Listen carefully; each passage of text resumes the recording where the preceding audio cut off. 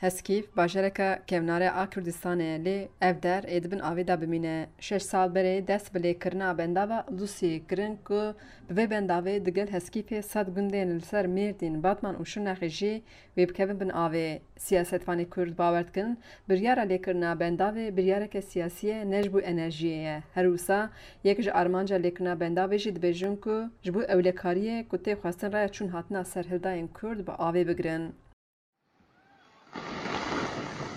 Demek berê li ser medya civakî xuya kir ku hin şikeft û zinarên Heskîfê bi dînamîtan tên rixandin.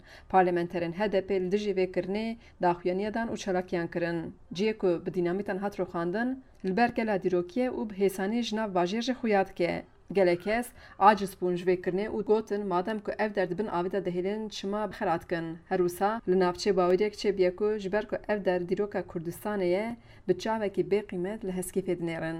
Xelkên herêmê beriya ku Heskîv dibin avê de bimîne tên serdana navçeya dîrokî. Tê texmînkirin Heskîv heta 2 salan dibin avê de bimîne. Turba Zeynel Abidin hat guhestin û birin Heskêfan û li hember Heskêfa kevin li quntarê pal û girên başêr hatiye lêkirin.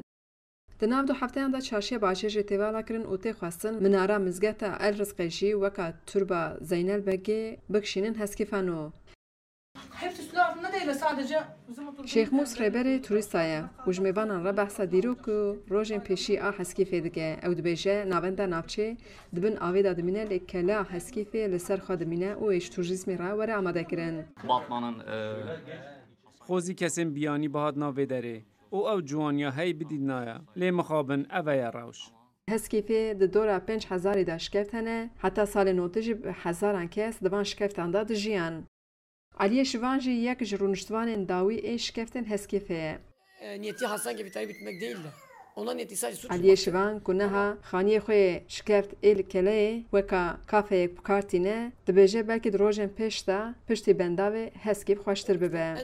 Heskîfa dîrokî a kevnare di demên xwe dawî daye. Xecî Can Farqîn, Dengê Amerîka, Heskîv.